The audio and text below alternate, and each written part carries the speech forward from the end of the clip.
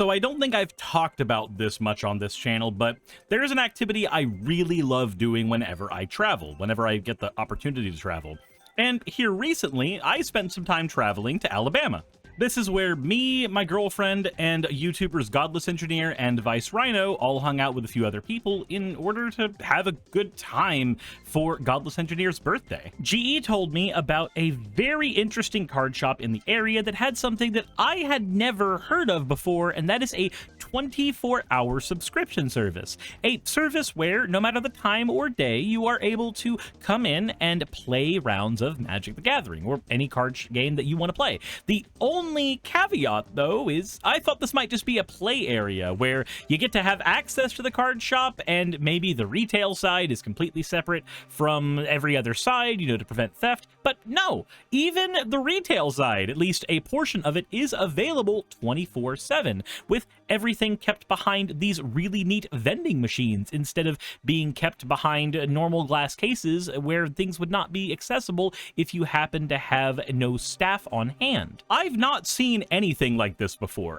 The closest thing I've seen is like being at a convention like MomoCon that has a 24-hour gaming section, and that's certainly an experience in and of itself because there's plenty of people that are at that gaming section, and that feels fantastic, playing with other Commander players into the night.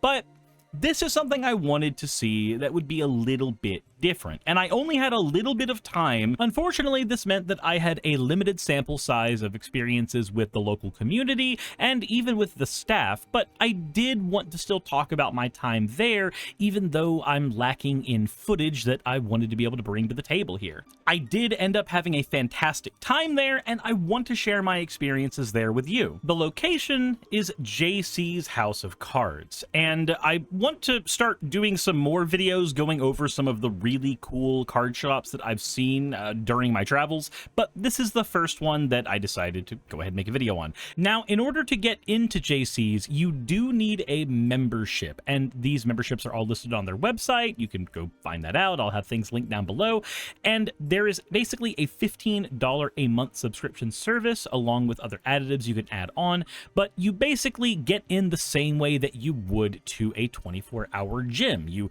present your phone to a little kiosk thing and it scans it, and then suddenly you are in the store. The very first thing that I noticed when we walked in is that the store was segmented into two areas. One area that was kind of boxed off from everywhere else, and then a big open play area. I didn't know quite why this was the case. I thought it might have been something to do with inventory or having more shelf space. I later realized that this was because the store has the 24-hour system I alluded to earlier. And if you're wondering why there's nobody in the store in this footage, it's because I came in after they were closed. I didn't film any footage while people were in the store because I quite literally hadn't thought about making this video while everybody was in the store. But this does lead me to the first observation I had about this, and that is that the store is segmented. There's plenty of product that is locked behind different doors so that people can't steal it, and that product is open for people to grab whenever the store is open for business. I couldn't figure out why everything was held in glass cases specifically while I was there, but when I came for the 24-hour experience, I suddenly realized why. You couldn't access anything except for one type of product, and that is the product that is held behind these vending machines. This is not wholly unique to the store. I've seen other retailers started adopting stuff kind of like this, where booster packs and various things will be held behind replacement red box machines, basically. But this is one of the first times I've seen such an expansive version of this experience in a card shop. Usually this is something that I see at a local retailer like a Kroger or something, but here, no, this is just how many of the cards are vended. And this isn't the only way to get your product, but this is one of the unique ways to get your product at this store. Basically, you just go up to the vending machine, put in the item that you need, and there's a little digital display that will tell you exactly what it is, how much it costs, and then you can pick up your stuff. This means that if you happen to be in the card shop whenever it's closed, you can still purchase sealed product and even some singles from a vending machine in the back. This is a fantastic thing. I really, really like this system. They've made sure that the singles that are in the back of the store are ones that are routinely grabbed. Lands are the largest thing in here. There's plenty of them. Shock lands, fetch lands, different lands that are legal in standard formats. This is a fantastic mini selection of cards that people will almost always need, and it's a very good gambit. You know that people will need to pick up these cards eventually for their decks, so why not go ahead and throw them here, where if people are here during store hours, they can get them, and if they're here during the 24-hour margin where nobody else is there to help them, well, they can still get those here. I can think of very few things that I would put behind this case, particularly without having like a massively expansive menu of things to go through. So for having a small selection of singles, this is basically what you would want. But I mentioned that that was not the only way to purchase product in the store. And while, yes, you can go to the cashier and hand them a commander deck or a box of cards that you want, or even request a single or go through their bulk bins, there is one other way that is also wholly unique to the store that I wanted to go over, and that is the roulette system that is in the boxed off area of the store. Now, I didn't get footage of this specifically, but here is the Disa deck that I won off this system. I also won a Desert Bloom deck off of this system as well, and Vice Rhino got a Doctor Who deck off of it, while Godless Engineer ended up getting the Eldrazi Incursion deck of all things. He got super lucky with his roll. Here are the commander decks you can get.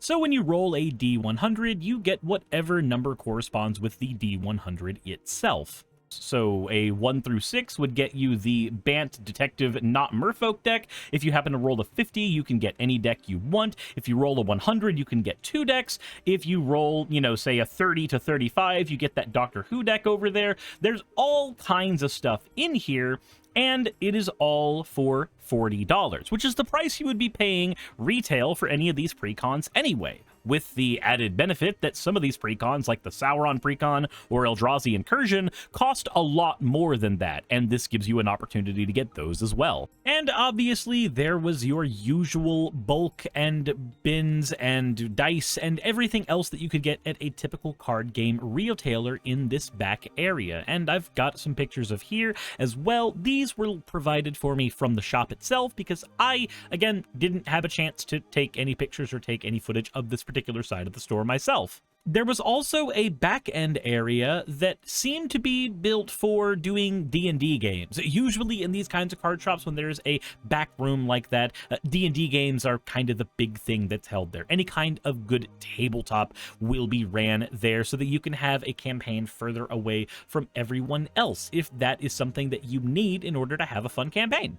All in all, this was an incredibly interesting shop, and I love this model, and I want more card shops to use a model kind of like this in the future if possible, because there are people like me with incredibly wonky sleep and work schedules that do not always have access to a card shop in order to play with their friends, and there's plenty of situations where you can't just bring your friends to your house in order to play. You may have parental situations, or you may have kids, or you may just not want to upset your partner who is going to be going to sleep and needs to wake up for work. There's plenty of situations where going somewhere else that can be open 24/7 for your convenience is a very, very good option.